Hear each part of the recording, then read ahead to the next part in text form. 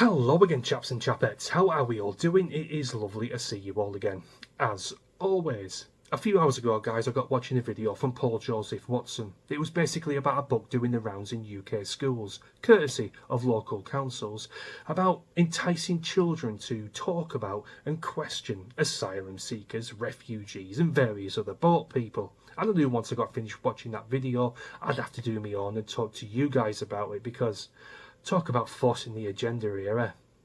Now, this was initially in the Telegraph, but they wanted money off me to read the article, so I told them to get bent, and I managed to get it free on MSN News. So yeah, a bit of a bonus there, eh? And it reads as follows. Children and their parents are being told in an Usborne book that refugees enrich our country. Yeah, I suppose they do in a way. It's a bad enrichment, but it's still an enrichment if this is the avenue we are indeed going down here.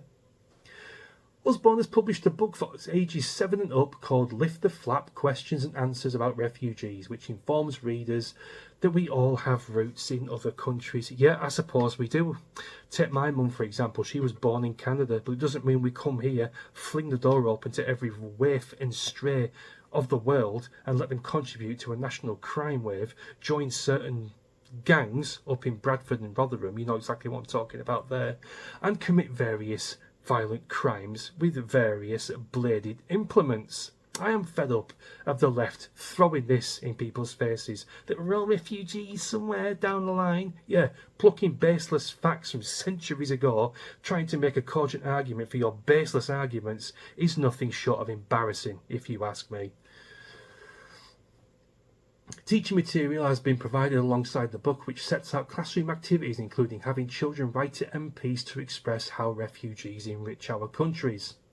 Further guidance seeks to educate mothers and fathers on the importance of their children learning about the array of multicultural foods and population numbers provided by refugees who also drive growth. I bet what it doesn't stipulate in this book, though, is how it's crippling the NHS, how it's crippling public services, how it's crippling the housing crisis within this country. People, white British families who have been on the council list for years upon years, some of them 10, 15, 20 years, is mostly caused by migration. Do you think it tells you that in this book?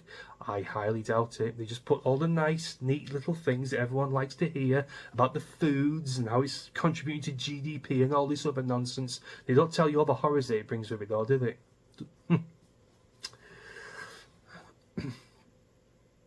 The book, which has been branded indoctrination by critics, has been stocked by local council libraries, and free copies have been distributed to schools following its release in 2023.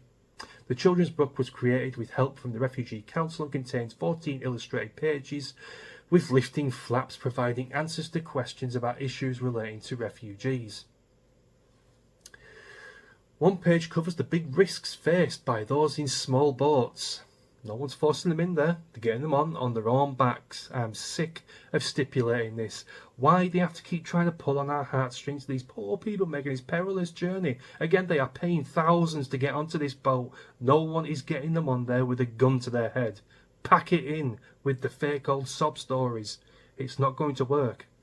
Particularly on me.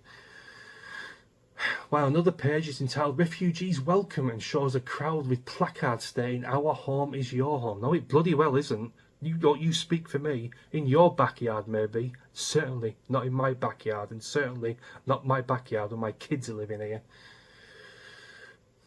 And bridges, not borders.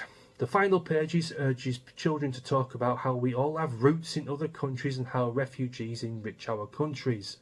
Usborne Teaching Resources paired the book and outlining lesson objectives, including to know that positive action is possible, with one activity stating people in power can do a lot to help refugees and asylum seekers, but they do not always choose to do so.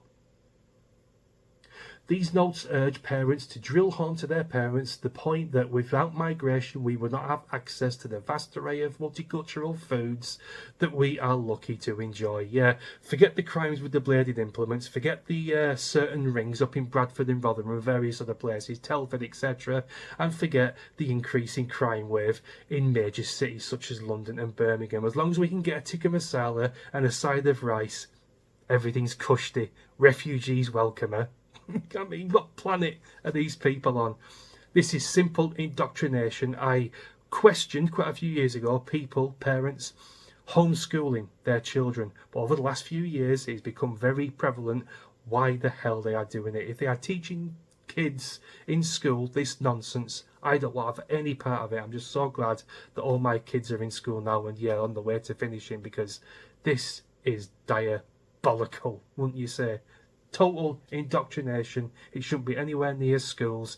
Pushing their agenda. That's exactly what the left wing like to do. Get them while they're young. Hence why their hard drives should always be checked. Anyway, guys, that's my video. Please do let me know what you think in the comments. Oh, and I'll see you in a bit for some more madness. Cheers.